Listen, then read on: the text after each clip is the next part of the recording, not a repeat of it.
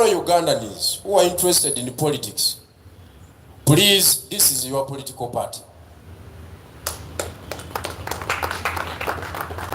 I am calling upon all Ugandans. I am calling upon politicians who are struggling within other parties. You know, the dictatorial tendencies which are going on in other parties. People are not breathing. People they don't know what next. Please come to your party. Come to the common man. Here the future is very open. We are equal here. We don't want to suffocate anyone or any voice. So I take this opportunity to welcome you Ugandans to come and join us here. The leadership is very clear. We are developing at a rapid speed. You are seeing. So don't waste your time whenever you are. And then another thing. You can see how we are recruiting. I want to clear the air. There are some actors who are very scared with our existence. That our formation is meant to fight them because they have been in existence for some few years. It is not true. For us, we are recruiting from the NRM. And NRM is our main opponent. Therefore, those who are scared with our existence, don't be scared. You stay where you are. For us, we are recruiting from the NRM. You have witnessed here. Therefore, don't attack us, because we are also good fighters. You may think that we are very few. We are not. We are not few. You have seen our networks within the enemy's region from Western. We have many parties who have been in existence for many years. They cannot produce any single representative from Ankole, from Bunyoro, from Chigezi, from Kasese. But we have adduced the evidence within 14 days. Existence of 14 days, Mr. President. Therefore, don't be scared. For us, we are fighting General Kaguta Museveni and his establishment. We are not fighting FDC. We are not fighting DP, sijui NUPU, sijui what, takataka yote. No. Our focus is with that man who has the state power. No, what is that DP? For sure. What is that FDC? What is that NUPU? Nothing. Totally nothing. So our bullets and the focus and the missile are pointing in the direction of Nakasero State House.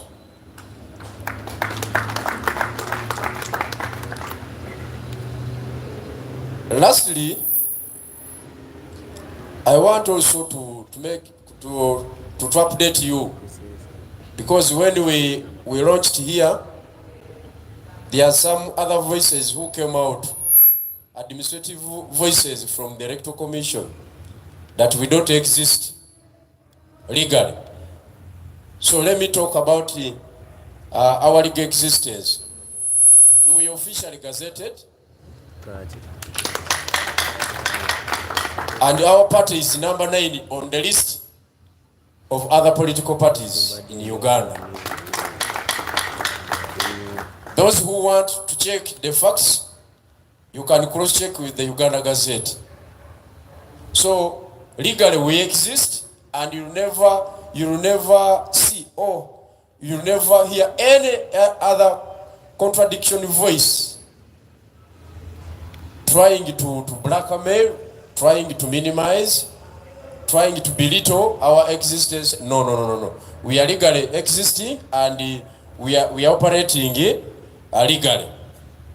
That one is very important. So those who want to contest on our ticket, Dolusania, me as the Secretary General, I'm just waiting for you. I have the pen, The documents are well prepared. We are going to sign for you, and you're going to acquire positions of leadership. I am telling you that we are going to win. As your Secretary General, I will be a member of Parliament for Kamuli Municipality. So I will lead you in Parliament. So come. Don't waste even your time.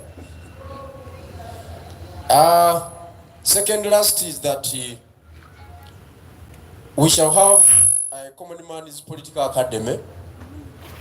It will be here. We want to train younger leaders. You have seen these younger boys who are emerging, who are interested to participate in politics. They need training. Me, I have experience of 25 years, just like my president. So I have a lot of wisdom and knowledge to share with my younger brothers and sisters.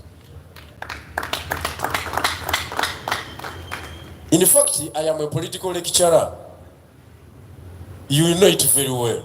The media, you know it very well. Just like my president.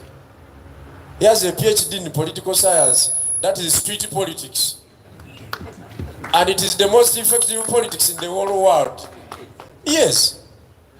Because for me, you cannot bring a professor from Makerere to debate with me politically. It is theoretical. Me, I'm practical. He cannot match with me. He cannot match with the president. Just imagine the experience of 25 years in politics. It is not a joke. Others, they want to achieve it within 3 to 4 years. That's why you are seeing they are trying to you will not acquire experience of 25 years within the shortest period of time. It's like going to a gym. Let me use an example to my professor. Professor, you can stand up for recognition. It's like that professor going to a gym and he wants to reduce my weight within 2 days. It is not possible.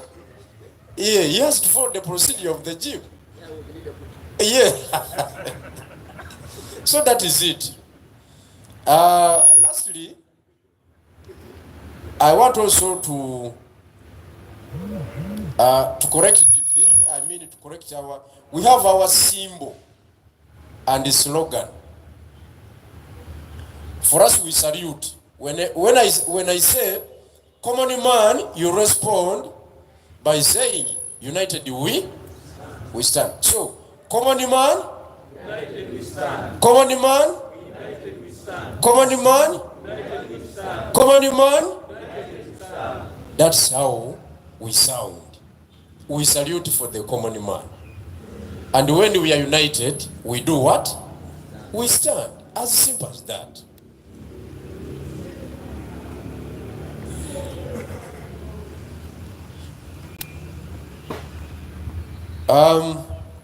Kankobe ku mulusoga katono kubanga nva ku itaka lya Kyabazinga ate wano Oluganda lungi oidi Abaganda mutiraina otufutyanka tetuyida tuikiriza tufutyanka. But also I want to recognize the presence of our comrade, our brother, the president of Uganda First, Honorable Hassan Nsubuga. You are most welcome. It is very important, and we appreciate your presence. We encourage you to do what? To continue working. Probably you can join us and we work together officially. Abataka nezo okubategeeza nti ekibiina ekyomuntu wa wansi ekya common man kiri kukulaakulana ku speed ya yiri mu mwidi kiri kulaakulana ku speed ya yiri twakaba mu kisaayi ky'ebyobufuzi enaku 14. That is 2 weeks. But muli kubona engeri gye tuyingirire ebitundu eby'endawulo.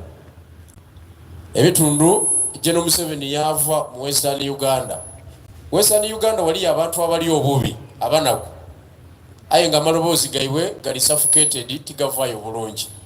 So if amaloboozi ago ge tujja okutoolayo tutambule nago mu byobufuzi era tusobola okuzimba Uganda eyawalala. N'olw'ensonga ey'abaviire mu Western Uganda mwekubire ku mungalo.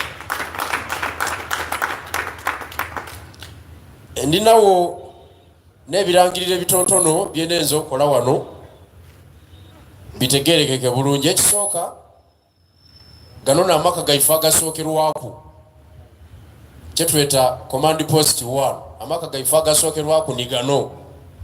So ndikuba omulanga ogw'abantu mulemwe n'omuli eyo Bannayuganda omubaire muzira kibiina, Bannayuganda omubaire n'ebibiina bibabonyabonya, Bannayuganda omubaire muketegereza ebyobufuzi, Bannayuganda omubonaabonezebwa mu ngeri eno obeere tuli kubeeta mu kibiina ekyammwe kyetweta the Common Man's Party. Mwide mutwegayiteku abali kwenda fulaga ed'okwesimbawo ku bifo eby'endawulo tubaaniriza. Mwanguweku mwide mwewandiise akakika k'ebyokulonda kakulirwa Professor Mulamba. Odi kyekitegeeza Professor n'omuntu eyasoma nayagaana akapanda akakoba ati there is no school ahead. Gwe beeta Professor. So mwide akebere empapula daimwe ed'obwegerese muje mwesimbewo tujje mu gavumenti tugeme ekintu timulwawo era mwanguweku. Era nezo okubategeeza nti munaku 14 twamala okuba ku byetwogera wano mu kulonkinga ekibiina kyaife.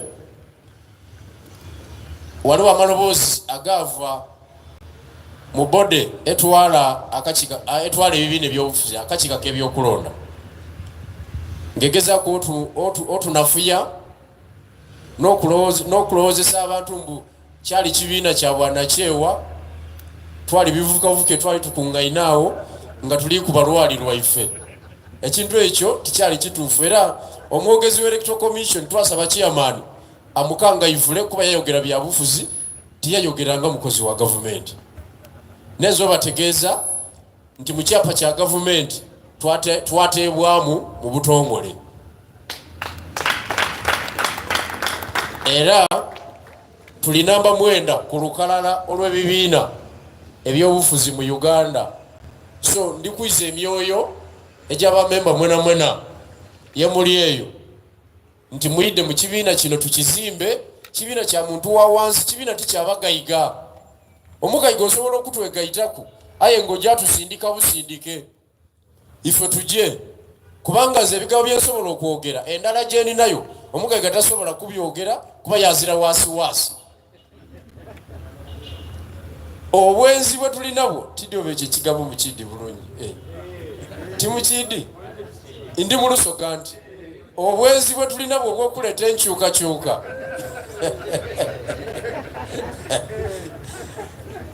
ife ba common man bungi nno imwe mukitegeera bundi wano mu Buganda but ere kituufu bungi nno ate omugayiga tasobola kuba nabo muntegeire. Amiina.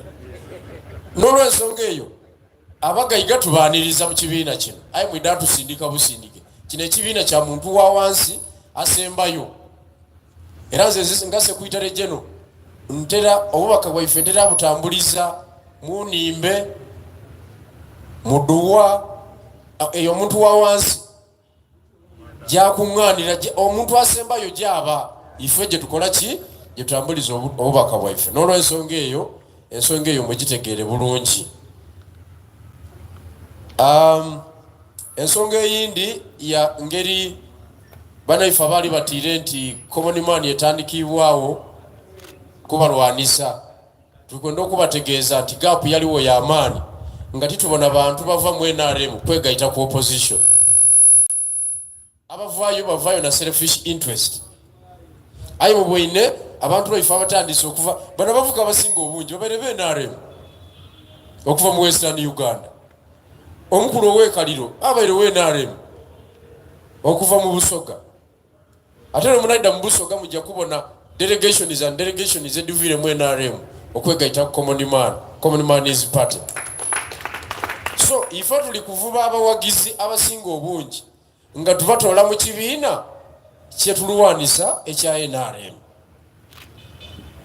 Tituwenze mutusibe ku lusigiitu n'okwongera okutwogerera ebikikinike mbu tuliwo kulwanisa sijui kibiina fulani sijui kibiina fulani. ife olutalo lwaife lulina General Yoweri Kaguta Museveni ne system ye emubeezaawo muki mu government. Omuntu azira government tukulwanisa tutya? Ngotwere ku NRM kibiina ki mu Uganda ekindi ekiwandika ku lupapula ne lukola. Kibiina ki ekindi ekigaba police bond?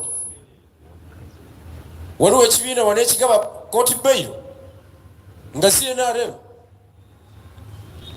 Kibiina ki ekindi ekirya sente oluguudo oba ekirulima?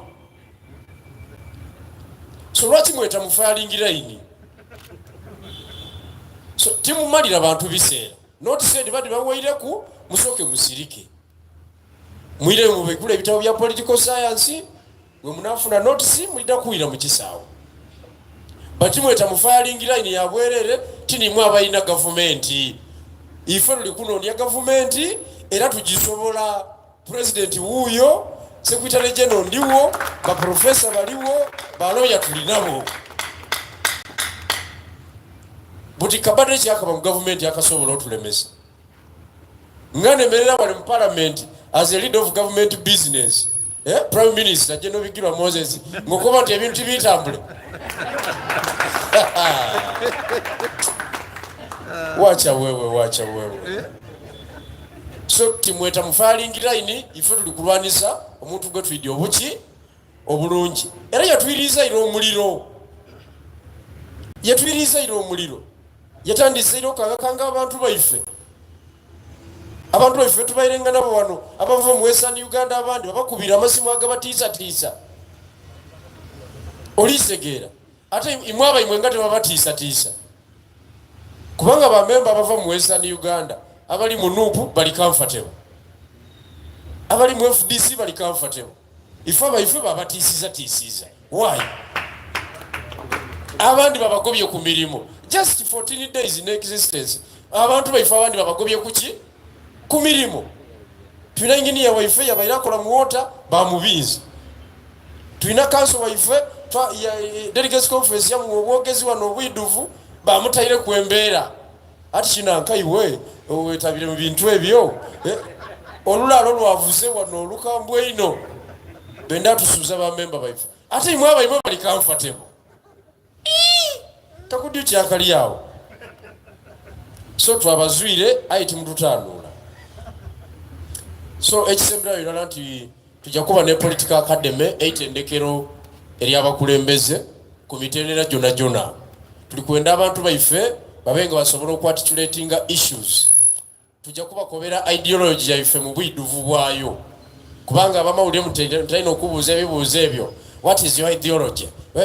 Tujaji bakobera mu time ya yentuufu era press conference enairaku oba activity enairaku mu field eyensonga tujaji communicatinga bulungi eve mu idiro administratively mu mane wawe twemereire political spectrum line eyensi yona so tiya Uganda yonka. Ensonga ndoza mulidi ulira bulungi engege dikola ki jeditambulamu. So sayo nana tujja kugula wa academy eyo tuli kubeeta mwena abantu abendawulo abakulembeza abendawulo muide musome ebyobufuzi byene ebyekitegeevu twakoye politics. Waliwo omukulu gwe yayetanga politics of komanyoko. Oyo politics twamukoye omuntu azira nsonga ngozira issues lwaki ogema omuzindalo okuvuma obuvume kwa kutwere ku government yawo ekisoka kabonero ka bunafu.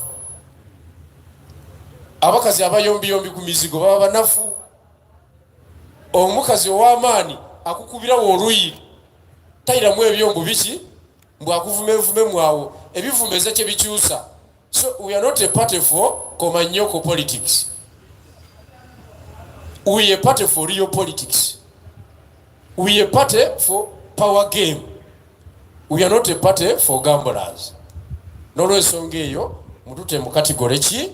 Mu category yandawulo. Tuti bwe tusounding era tuti tuogera bwe tubebe balaja ife. Bwe ndogera nti common man ekisoka tusalutinga common man. Imwe muira mu united we do what? We stand. So kambete common man. Common man. Common man. omubala ogwo mugujeme bulungi kuba n'ogujja okukola wa mu field. Sebo Mr. President, saluti tudadde abulamu olungi obwire bugire banamawulire nindiramu okubaniriza ne bamemba mwena mwebala okwida abaviire enda ow'ekyalo kino. Ekigambo enda mu Lusoga kitegeeza abavudde ewala, those who came from far. You are most welcome. Kantwala omukisa guno okuyita Commander in Chief, Mr. President, Haji Ali Haji Mubaraka Munyagwa, ate era nga akyali mugati gwa bata. Nsabira werekerweko ne First Lady jangu oyimireko mu kamera wano, naawe bakuwagireko oba ovumweko kubanga bulijjo otulekera olutalo luno. Mr. President, you are most welcome and you can take from there. Thank you very much. You can have your seat. Thank you so much, Mr. Thank you. Thank you so much, Mr. Secretary General, for that coherent speech, a speech that was full of words of wisdom, and indeed nobody here can still doubt your doctorate in political science. You are a PhD holder. Is it called honoris causa? How is it called, Professor? You see, Professor Namala is a master of languages. He has 2 PhDs in languages, so he's a good man and he studied a lot. With me here, colleagues, I have my beautiful wife, Council Zarwango Joeria. She's allergic to the press. That's why even the other time she wasn't here. And the people, fault finders, went around rumor mongering that Munyagwa was chucked. Munyagwa fainted. The woman was not. The beautiful wife is here. This is a beautiful wife, my friend. This lady is beautiful and she. Wamo izo kuwera unga tonyina. This is our first daughter, but our second born, Ono ya Muzara. I think you can see how good have taken care of her. Council Zarwango won't greet you. That's her style of doing things. But I will request Hafifa Sarah Munyagwa, 1 word, please. Actually, use 1 minute, okay? Step forward, address. The President, Hon.Munyagwa, the First Lady, Council Zarwango, the Secretary General, the Professor, and the representatives from the different regions. My name is Sarah Hafifa Munyagwa, a student of law in the United Kingdom. My name may not be on the ballot paper, but my voice, just like yours, matters in this fight. I speak on behalf of every girl child who has grown up watching her parents sacrifice everything just to feed their family. I speak for every youth locked out of opportunity, and most importantly, I speak for the founding fathers of this struggle, Alhaj Sebagala and Dr. Kanokiza Besigye. It breaks my heart that Dr. Kanokiza Besigye's seat here today is empty, not because he walked away, but because they took him away.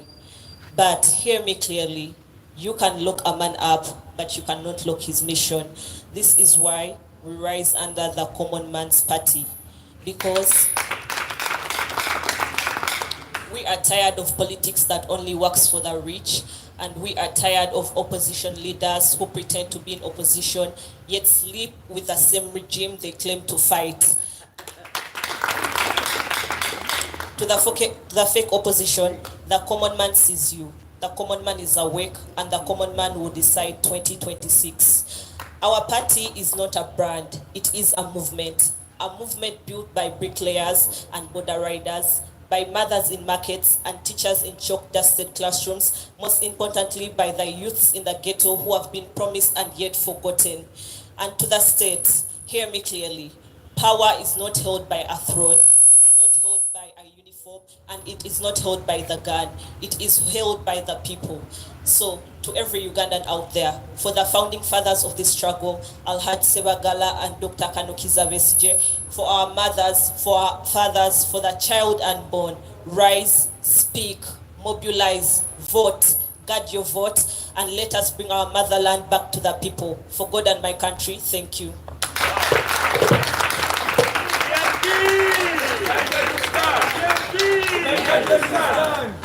Thank you, Sarah. Sarah is in her first year in the UK, as she put it. She's our second born. She's 18 years old. So I'm a family man. It's not correct that I was abandoned. Now, colleagues, today we chose to hold this press conference here with a synopsis of our leadership. Just a synopsis, a tip of an iceberg. We decided to call in here the regional chairpersons and their various general secretaries. Because we, as Common Man's Party, we don't believe in centralizing politics. We believe that our party must be at the grassroots. All functions that shall be held here at this great command post will only be by a few leaders. Mass functions shall always be held at regional level. That one we agreed. The other time, our colleagues from Kamuli, from Jinja, Busoga, got an accident on their way back. So we learned a lesson. We no longer have to require our members to commute. No, it makes no sense. This is the Rubaga. You are telling people from Bugisu to sit in buses, drive to Kampala. That is meaning. It makes no sense. So I heard some journalists saying there, I just laughed. That is a fixation. Politics of Kabandole. We sat in the sunshine, not because we didn't have a tent, but we are common men. Common men don't position, create synergies, and see how to destroy JNRM. There are people who have always fronted the school of thought that we can only manage Genome 7 as a united front. That would be a misadventure to put all our eggs in one basket, colleagues. The Common Man's Party is going to take on the NRM single-handedly. We are going to field the president, members of parliament. Our target is to field 420 members of parliament. So we are ready to take them on squarely. You can clearly see that we have a well-orchestrated, rather-guided recruitment process. You saw our regional leaders here. They are still young men and women full of energy. Meaning that we are preparing for a marathon. It's true that we have senior persons, senior leaders, senior citizens on board, like the Professor Namara, our guy, our commander in charge of business. You can rise up for recognition. Senior pensioner atenyi emerra bakuroli. Atenyo kaba nokora ministry ya labor. Tikwe. Gender labor okaba commissioner. Akaba principal office. Kando kaba aru wabiro omu brother. Is it okay? Is it true? Subi brothers is here on board. Atenyi is omutoro. Namara is a mixture of Bachiga Banyankore, so I can't tell exactly what he is. But I can create as Ampami. You know, we are allowed to create the words we want as a common man. So you can say Chiga Kole. Chiga Kole. Namara is the Chiga Kole professor. We have the deputy president in charge of Uganda. He's also trying to develop some gray hair. But you see, you kind of stand up for me. He's a lecturer at the IU. So it's not correct that we don't have anybody on board. We have the deputy president in charge of Eastern, Taminwa, with the beautiful beard. The man with the beautiful beard here. Yes. So you see, we have the gray hair on board. Our Mzee from Kayunga, Haji is gray-haired.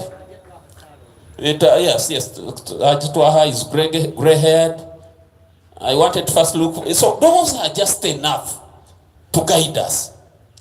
Even a team of 11 players, we already have one coach. So we don't need so many coaches here. We have enough coaches. All we need are fighters. And we are fighters. Colleagues, we are fighters. And you will see that we are fighters. Some of the journalists were being called not to be here. No, you will recover whether you like it or not. We are the only party that will be having activities here. Nobody else. We are the master of that. You will come.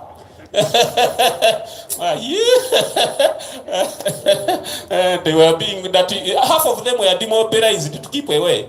You are right, but you will come. Either you risk your media houses to collapse.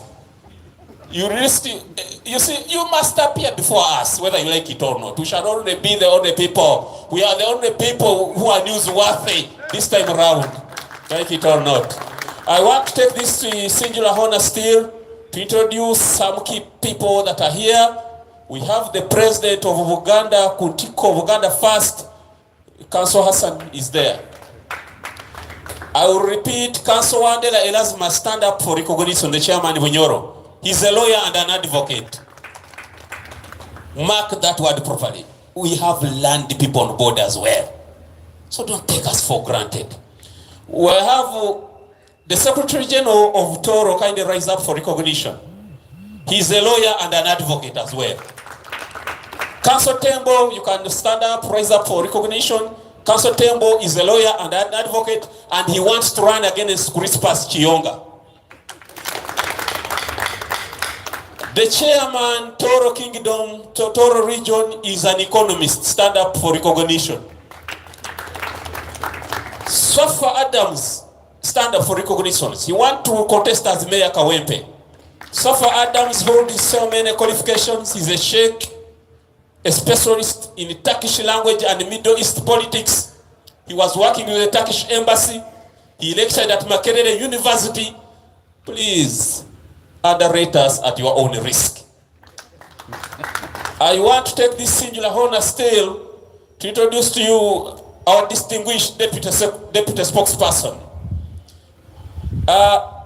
John Front is a vibrant young man, a councillor from Kaliro district, a district councillor at Kaliro district. He is the deputy spokesperson. I want to take this singular moment also to announce the deputy chairperson electoral commissions. He's here, Mutazindwa Mahmoud Sweet Cake. I want to introduce our distinguished Treasurer General, Council Lukwago Musa Amata Gatafa. He's a lawyer by profession, and he's our Treasurer General, a very, very gallant fighter of this struggle. Another younger lawyer, Council Musanje Haruna, you will salute from where you are. He's the youth leader.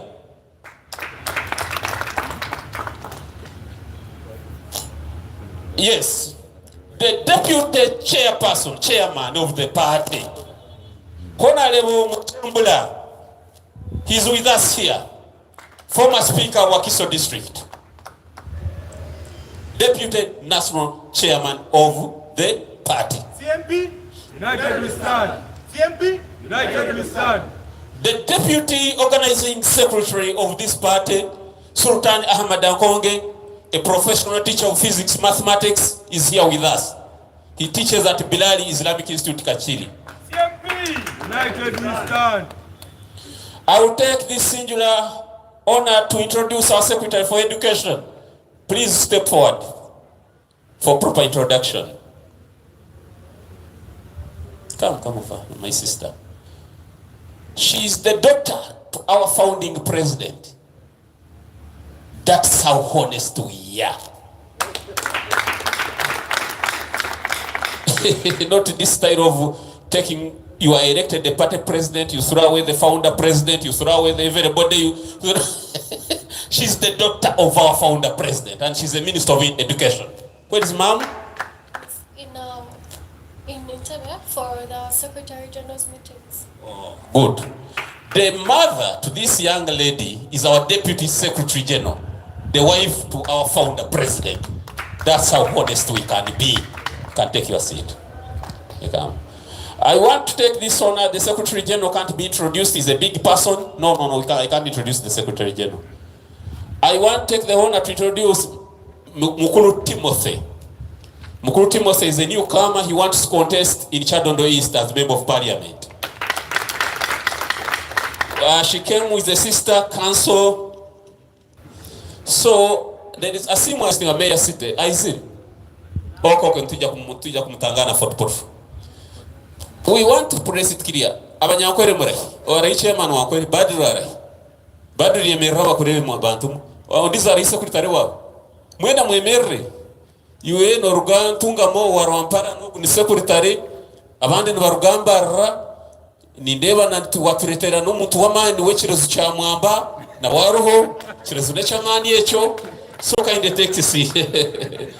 I want to introduce my presidential envoy Abdallah Jangu. Bakuba lero nakunyigidde uniform ya feta imyufu saati njeru ne ogambye mu field je nakutumya oludeo.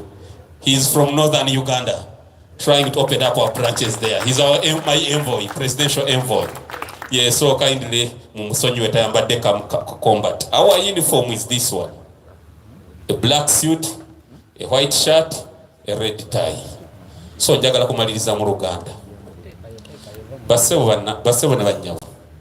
Wano tetuyise lukiiko lwa box. Tuyise lukiiko lwa bannamawulire. Tetuzannya politics wa kabandole. Politics gwe tukiririzamu wa ku grassroots. Chovola February region ojajiraba. Kutandika next week tusoka Busoga. Neyo mujagenda mulabuli na kusatu ngaliwo ekigwawo. Nena mujja kutegera nti ba common men je bali. Buli wamu tubasanga waabo. Eno twayise omuzungu kyaita synopsis. Etonde eriraga representation y'abantu ba bulijjo mu ggwanga lyonna. Nja kusembya Professor Namalo oyo. Temuloza nti mulesi mutegedde. Kino kye tukola wano kulaga ggwanga. One, tuze kubalaga wowe mutusanga. Secretary General abagambye buli tugenda kubeera ne Leadership Academy wano. Teri agenda funa tiketi yaffe nga tayise mu Leadership Academy. Wano tewali tiketi gye bagabira kuwemula. Twemwemuzi mulungi asobola kubeera emupya. Wano teriiwo. Olina okumala academy. Which says etukuwa tiketi. Tetugamba tunyooma abantu naye tukimanyi tulina okukyusa ove mu bulamu bw'obaddemu obw'obusomesa obw'obusuubuzi ofuuke politician.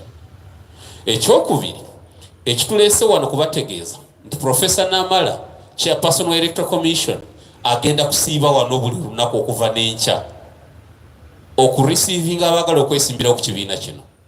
Abaagala membership ojuze form card Secretary General ya signs weziri. Secretary General ekirala ina cards nti bw'ojjanga oli leader osobola signingira n'ozitwala then waliwo akasente akatono ketuleving osooka kaleeta kasita Secretary General mukwatagana obulungi. Ekyokusatu ekituleese wano kwe kubalaga bwe tubeera. Ekyokuna mpozi Secretary General kibanyonyodde nti kino ekibiina weekiri tekikyaddayo. Omuntu okwewala okulwala pressure, sukaali, biki kugugumuka mu kiro kkiriza nti Common Man's Party weeri tekyaddayo. Bannamawulire manyi babagambye temujja badde bakubira amasimu mumala budde mujja kujja. Ffe tulina amawulire fekka. Mujja kulaba. Linda mwenda ku ngattaano. Mujja kujja mwagala oba temwagala. Ffe tuli news wase fekka wano tewali mulala tebakulya ebinusu. Basigadde bali mu bibozi bikadde bye twakoledda. Ffe tuli ba action. Tetuli ba kukitebe. Ona ali bwati ona ali no action. Mujja kuziraba. Action packed. Naye nga mbeebaza mmwe abasobodde okubeera naffe wano bannamawulire. Teri munnamawulire mutono teweenyooma. A journalist is a journalist. You went to school, you all went to school. Yes. Ekirala ekisemberayo ddala njagala okubategeeza mu Luganda nti tugenda kutalega eggwanga lino lyonna. Tetuli wano kulwanyisa muntu yenna ali mu opposition. Gen.Bigirwa kyabagambye nti toyina kitulwanyisaako, toyina kyolina. Tolina kyolina. Ne wetera kimufayaringirwa enyo ojja kufiira bwerere. oli General Mulamba ono Field Marshal oliko bozanyirako ojofuna ebizibu byawe ffe tuleke ffe tulwanyisa President Museveni kano ke mwawuliddemu akayugumo ke tubadde twekisenyiga bu missiles kubalaga nti eno gye tuli tusobola okubaanukula naye temugenda kudebiwulira Common Man's Party ideology yaffe si yakuvuma balala naye tojja kudebiwulira ffe twagala buyinza bwa ggwanga waliwo ajja okugamba kakati mwe ebyo byonna mbyogere mwe mulabawo wano mukulayira kwaffe mwalabawo MP ena gwe twayita sitting MP tubamanyi we know all of them but we don't need them. We know them. For us, our interest is in the common man. Nero tunulira our recruitment wato tugenda tuwandika abakulembeze tuli strategic. Tusinga kwagala nnyo bavubuka batonga bayivu. Kubanga twetegekera emisinde gye bayita mu bunabyalo. God forbid bili abiri mukaga tutakwata wa president tujja bunoonya mu ngeri endala. Tuba tuli mukwalayininga amajama to. Tetuli bajega. Mwine ebintu byemwe ebikwata omute mwasoma na history. Singa mu kinaana bakubuza ntusika mwogere ne Museveni. Ani ayinza okubeera president amangu andyogeddani. Singa Kenya bakubuza emyaka 15 emabega ntukulayira ne Ruto. Ani ayinza okubeera president wandigambye ani. Siwe biba. Politics is a science. Yes, sikuduma budumi. You must calculate, calibrate, come up with a number of permutations and combinations and plan on how to move forward. And we have done that. Ninyenda kugambira abanyankore, mugambira abanyankore. Ngwesha hayahika betambire. Barekure President Museveni buchirikari. Abanyankore mbagambire barekure government yeji buchirikari. Professor Namarogu akabari mu structure za NRM. Namweta nagamba nawe mugira hona NRM kayakuchwabusha. Sizaya birayeso musiza yashomire ni PhD zinkisha tu kuvuria wena ngori mobilizer uriyo no yamba NRM formulating workers rigiz na byahi enserio ne hoho Professor Nja you man you are brilliant. I couldn't join you when you were still in the other parties. But now that you have come up, you have formulated the Common Man's Party, I have to join you. And he came. He was a director of a university. He resigned and he's here with us full time. His students, some of his students are here with us. You know it better. You know what I'm talking about. He's not a small man. So bana isagala kubaruiza. Council za Rwango abadde agambye olusinia lwaffe wetululira wano olunyiza abantu. Simanyi olusinia lubakoze iki. Olusinia twalulirawo n'omuceeri ne mukayana. Kati mumwaga tukola iki? Common man watula ne balya mu formation ate lwakimulidde mu formation. Ate lwakimulira ku lusinia. Ate mumuli ebyamwe bamulya bisiike naffe tulya ebyaffe. So Council za Rwango okwagala okubalaga ndi akyali mukyala wange omuwulize. Ate mbwa njagala nnyo abadde agamba ategeseeyo olusinia naye teruli wano. So simanyi kanso bono banafuna emmotoka zibatwalewo wali bati bantu etteka ly'olusinia lwa Common Man's Party lw'abantu 6 bwe mba temuwalya 6 muba mukivuddemu. Etteeka eryo muligumire temulutuulako 2 6 lusinia 6 lusinia 6 lusinia 6 lusinia 6. Yes! Banamawulire mwina okugondera amateeka ago wano. Weno mba mu nsi ndala olina okukkiriza nti wano nimba Common Man's Party. 6 lusinia oba tosobola bireke.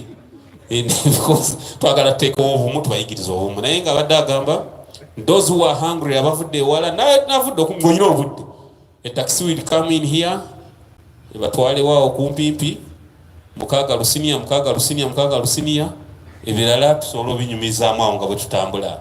Mwebale nnyo mwebalire ddala. I will hand over to the Secretary General. Secretary General anti ekitebe kiba kike. Byayogera waddembe n'okusigala ng'ayogera.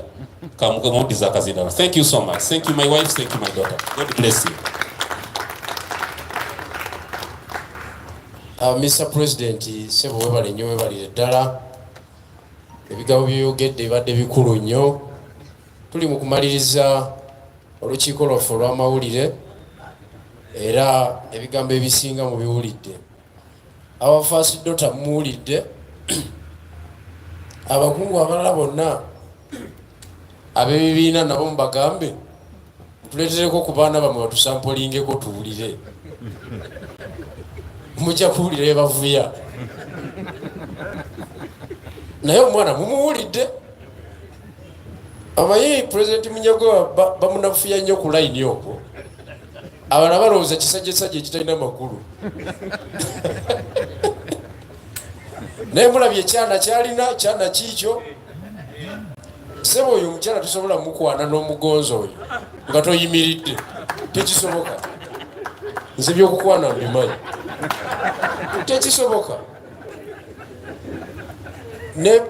ne product gye bafulumya yiiyo ogibuusabuusa kakati nno abatutekinga for granted mukikole ku risiki yamu.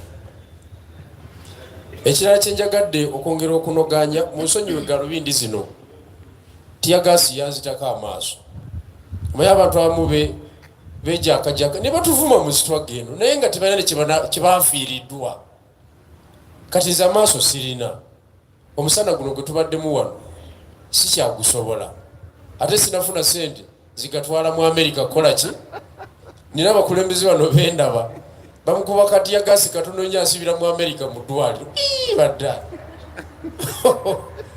obufuzi bya Uganda birimu emirembe togirabanga katiyagasi oli kamwekonawo katini ekyo nyeddako ye mukola ki ye mutwala kakati nze tiyagasi yanzitako amaaso mujja kungumiikiriza mu mbeera ezifaanagana bwe ziti si malala ga kivubuka mbadde njala kunoganya ku nsonga ya lusaniya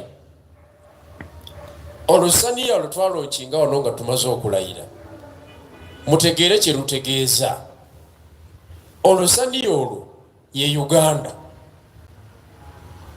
olusaniya ye Uganda pirawo gwe twaliirako gwe mwasekerera abamu ye national budget eya Uganda because kye kisinga obukulu era naffe tuli wano twagala buyinza twagala ki twagala kukontrolinga national budget General Museveni alemera mu buyinza ayagala controllinga ki national budget ebyobufuzi byebyo so olusaniya lutegeeza Uganda omukyere gwe twateekako gutegeeza national budget ife abalya nammwe abali eyo buli muntu olusaniya luyatulako omukono n'ogira bwoti okwateko those are the sub-regions ezikola Uganda nti twagala buli sub-region ekwateko kuki ku bajeti y'eggwanga kyerutegeeza omanye abantu abamu baagala nnyo ebyokujeregajerega bano bali bambizi ne haji omulamba ne muleete sayini y'okulya embizi azifu abali b'embizi si bantu bano bali ba mukyere omukolo guyinza okugwa nga teguliko omukyere guba gukyali mukolo but ffe twali tudemonstratinga omanyi twasimplifyinga Uganda ne tukikuleetera mu bumpimpi nti olusaniya Uganda omukyere national budget abalya ze region twagala zi region zigabane kyenkanyi ojja kutuuka ebusoga nga teri kiriyo ng'etwabagamba wano bwe twali tuva ku mukolo wano abagizi baffe baali badde ekamuli bafuna accident enaggalama okuva enaggalama okutuuka ekayunga nga tewali ddwaliro and this is central region so Mr. President nga tewali ddwaliro lisobola kutaasa muntu afunye kabenje ne tugamba tumaleyo ekamuli ewaffe okumpi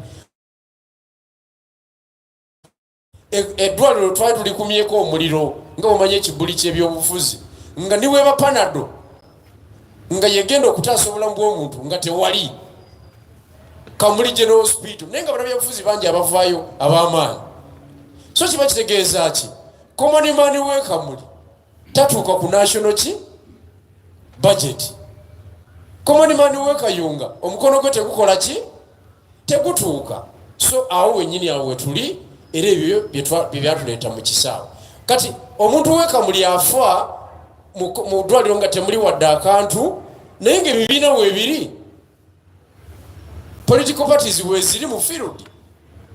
Bali Kampala bali mu kuzimba apartment bali mu kweyagala eri abantu bafa. So fe tutagetinze omuntu asembayo.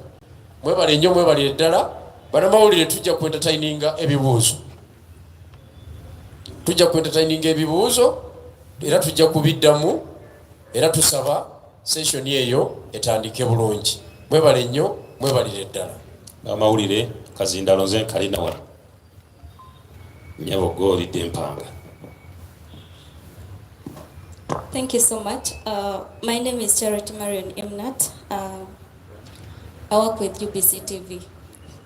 My question goes to the President. President, we see the name common man means a lot and it is really so wide. But then we have a situation where the business class and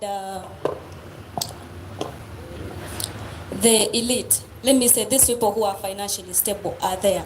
And sometimes they are the ones who determine the politics of Uganda for now, as I'm to say. Now, as Common Man's Party, where does this leave the other business class and these illiterate people? Thank you. Ndoza tubigate bibuzo nga bitano. Tudede mudala lumo in the interest of time. Any other question? Any question? Wanjinyabo? Ndoza ekibuzo kibibadde byebyo bimala. Mr. President ajje kasaba nga munamawulire mukyalo omulala. Munamawulire? Munamawulire. Specifically ayina ko munamawulire. Nenza kakisa kampereddwa erinnya eryange bampita Mary Rose Kabagayi kola ne Kingdom TV. Ekibuzo ekyange kiri nti siwulidde bulungi bbanga abagenda okuyita mu academy bagenda okumala era tusuubire nti kubanga President agambye nti omuntu yenna anaaba tayise mu academy okutendekebwa si wa kuweebwa ticket. Tusuubire nti bwe kinaaba nga kiriwo ekityo temugenda kuleeta abakiise mu parliament eddako.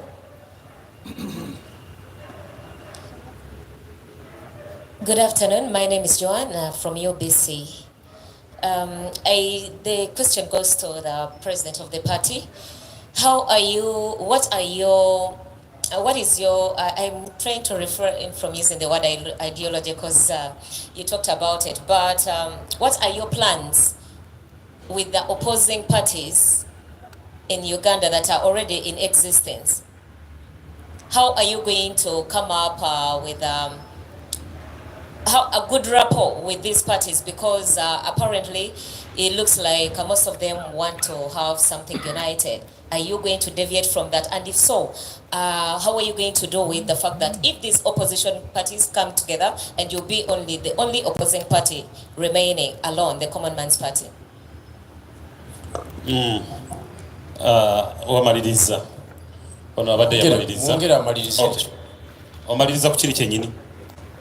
The last one, there is a rumor that it is the Common Man's Party is, let me say, it is a party that is coming up to deviate the votes of NOP and also maybe to dismantle the strength of NOP. Is it the NRM that is sending you people to deviate that or what? What is this coming? Achimazeyo. Okay, thank you, madam. Kati tufunayo mikono ebiri wano. Ngasi musimulu kusate mbadde mwesibye. Balamusiza basibe banyabo. Kino kibuuzo kigenda wa Mr. President. Erinnya nze kitenda tone Mr. Success okuva ku DPS to the fine. Ekisooka ekibiina kipangisa office oba kyakuzengule bannayuganda beetaaga ekyo. Ekyokubiri alliance mugenda kukwatagana mutya ne bannammwe okutambuza. Then owakakiko ebyokulonda tulaba obudde buweddeyo mugenda kwanguyiza mutya okulaba nga zino empapula roadmap yamu ekwatagana musobola okulaba nga mutuka ku kalulu ka 2026. Ekibuuzo kyange nze Martin Bosa Kalyesuubula nkola ne Impact FM awo ne Bunyoro TV ne Dream TV. Ekibuuzo kyange kigenda wa president kyagala ofaanamu ne mwannyinaze wa IBC Hon.Munyagwa obadde oyogera president ogambye nti mwete sitesi nnyo ku mulundi guno okulaba nga muwangula entebe ya president n'abantu bagala kumanya wawangulwa ku kifo kya honorable kati abantu bakasuubira nti kati olemeddwa ekya honorable bakuwangudde nti kati wete sitesi ku kya president. Kale mwebale nnyo mwebale ddala. Thank you. Ebibuuzo bimala naye president nga bw'ajja kanziremu ekibuuzo kya mwannyinaze oyo ekya training. Ekisooka time tugirina ekyokubiri ba applicants webali already tugenze tu receiving application zaabwe era tugambye nti mu 2 weeks that is 14 days zijja tumala okutraininga abantu abona abapplyinze already abasinga obungi betulina n'olw'ensonga eyo ekito kifaako nnyo. Ebibuuzo ebisinga bigenze wa president naye kanziremu kya mwannyinaze oyo agambye mbu tuteekateeka tutya okukolagana n'abalala find a common ground. Ekisooka waliwo tetukyamalirako budde ebyobufuzi bya Uganda ffe ebbanga lye tulimazeemu debate y'okwegatta it is a waste of time debate. Ekyo njagala kubeera kiri era Mr. President ffe tubibaddemu. Nze mbadde president wa Eastern Revolutionary Platform nawandiikira ebibiina by'obufuzi byonna concept paper esobola okubiyamba okutuyamba okwegatta tewali kyaddamu. Mu kifo ekyokufuna positive response twafunamu negative response. Kakati buli muntu kazimbe ebibye buli muntu kazimbe ebibye Mwai Museveni katumupambane mu ngeri buli omu gy'akola ki gy'asobola. Temutuuza mu debate yakwegatta nga tebiisoboke tebijja kusoboka lwaki tumala obudde. Abasajja kati omusajja asimba ku alese ku Lukwago candidate alese ku Ssemujju candidate ate ng'ogamba okwegatta weekuli olaba key players abali side zeno ogambye nti obasibuukulula ate ng'otubuulira ati tudde mu eyo debate.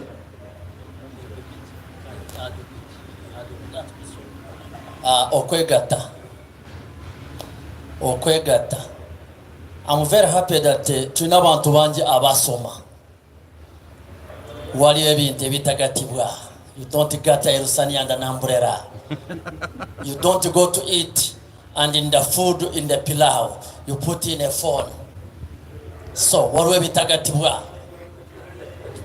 So I don't know why. This is what we call cram work. Ntebintu byonna bigatibwa. Waliwo ebitagatibwa.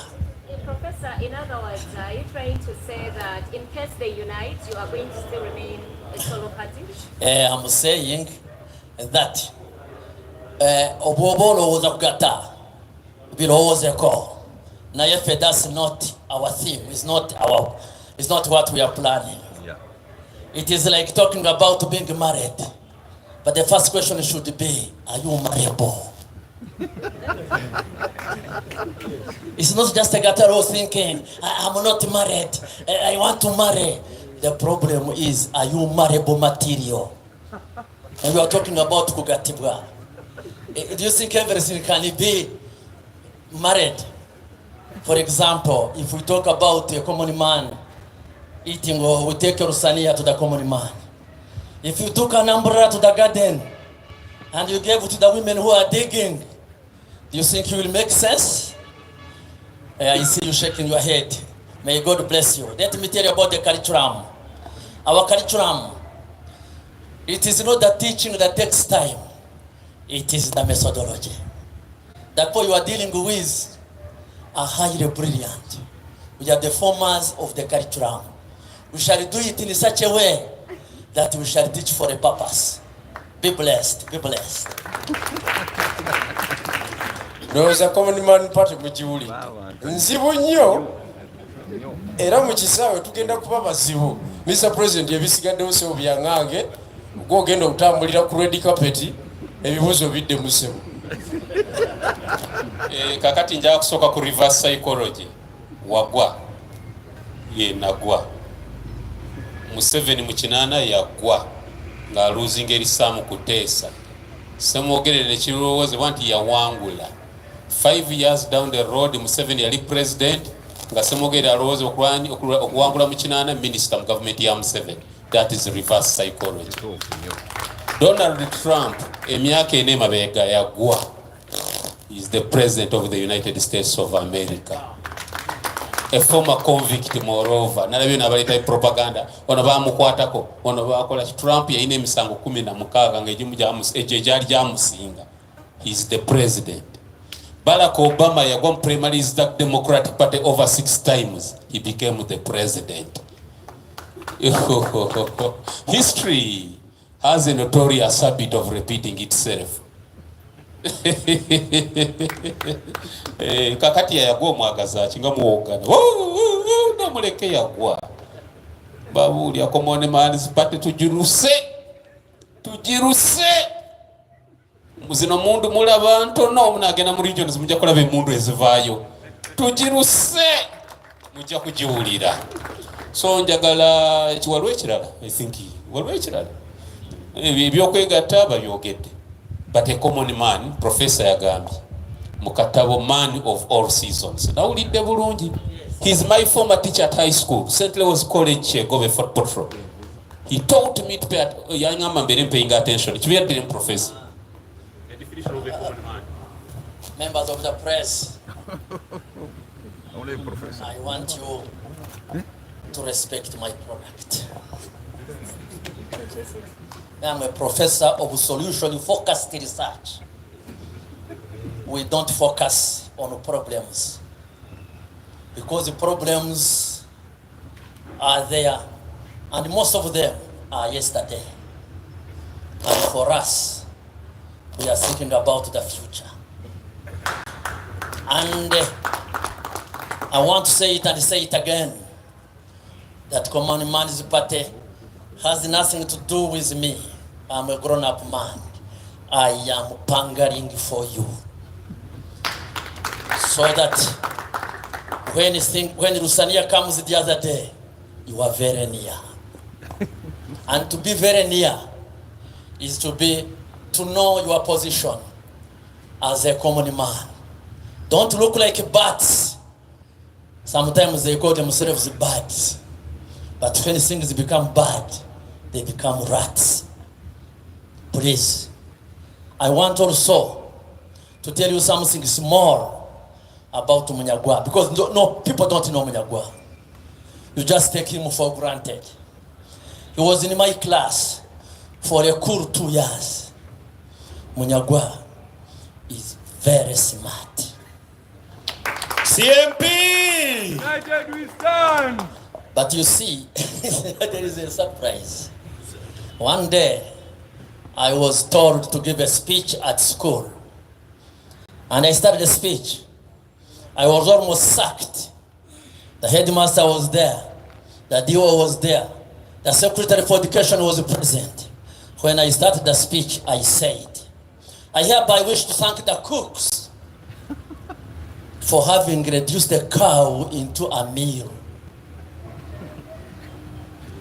This today, I started by the First Lady. Because without you, Munyagwa would have another shape. At least he wouldn't qualify to be a common man. Common men do common things. A definition fully of a common man was written by a man called Bolt in a book called Man of All Seasons. The character there is called Every Man. And every man speaks at the last line of the book. Look for the book, you are educated people. And what does every man say? I am every man.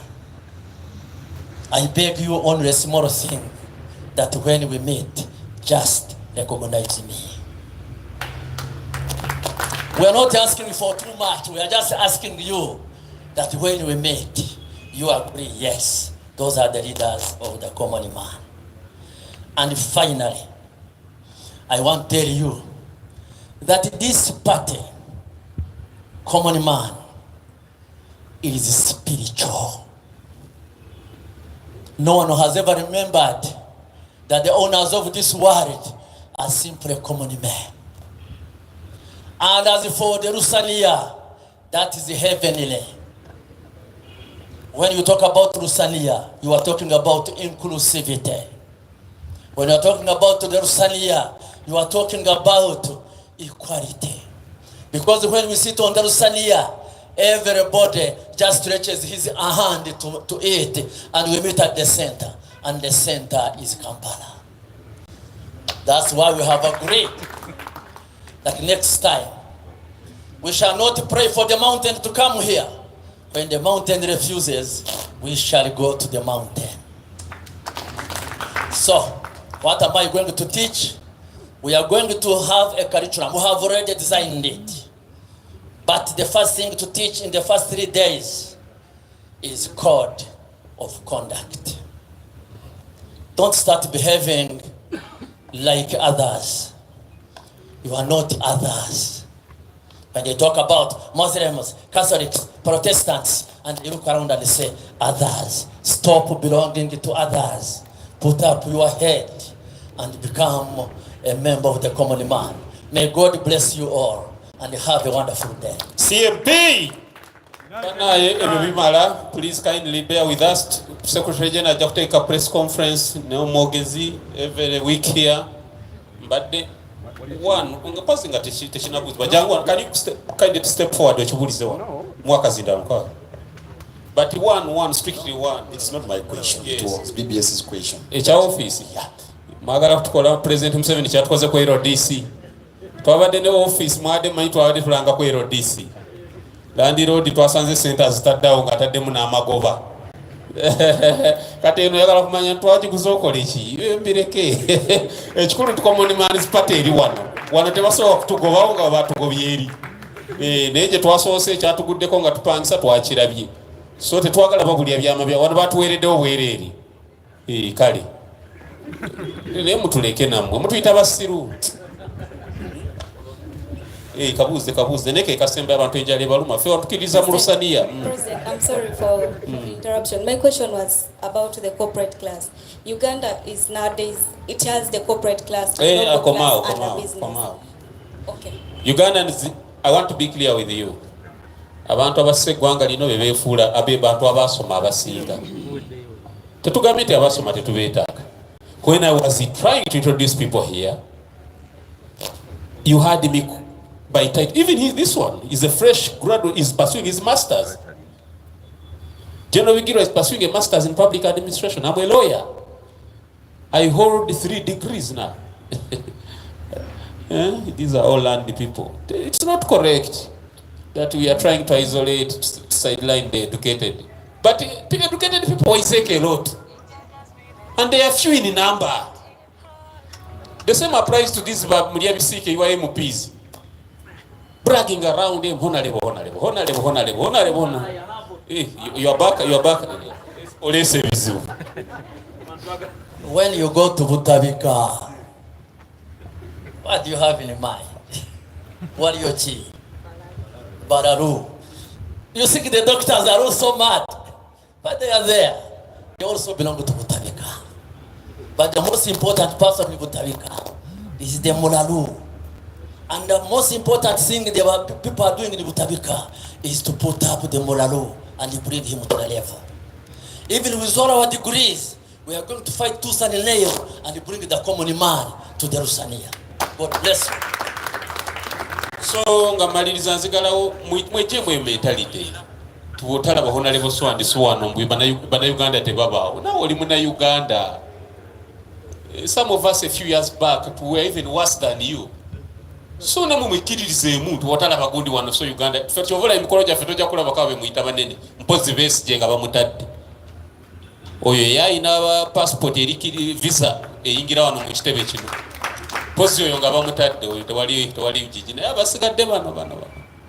Namwe you see nze njagala mwe mbuli omu yekkiririze ate muleke kuvuma bana Uganda nti abayivu baliwa baje gani abaganya niti bwate bagala tetusalwa tetulina kye tubamisingako babagagga bali wabajje teri abaganye ne common man's party ne batajje we are not missing anybody. The common man go twagala you me it's an ideology nti oizo kwa ne PhD nokiriza nti amwe common man no bane degree nokiriza amwe common man ne olwa tajja kukiriza nti amwe common man walaba omuntu gakuvuma kati president oliro takulusanya n'abantu abalala kweyagala tulwanye nayo okumutegeeza nti twakula tulira ku nsinia ntwakula tulira ku lujjuliro for sure magala tuddemu ebyo ntisebo tukwegayira ne degree zo jangu no tubeetaaga ne tetulina biseera byabwe bingi ebiseera muntu weekamuli muntu webuyende muntu wekyaddondo east muntu wewakiso de Mutoro from Mutoro de Batuku from Mutoroko ababito n'ababito kati abo mukama watoro actually umurazayo mumbarize turi bawe agutamba turi bawe mutabani wakaboyo turi bawe mumugambira umukama so we are interested in the common man, not these bamya bisike. Thank you very much. I want kind of you to bear with us with the press. Gen.Bigirwa is going to coordinate very properly, and Abalala, they are going to drive you out of here to a place.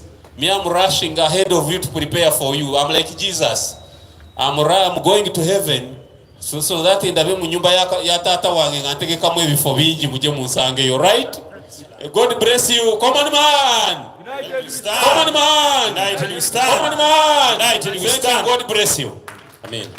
Bana tweyanziza nnyo Katonda mulungi olukiiko lwaffe oba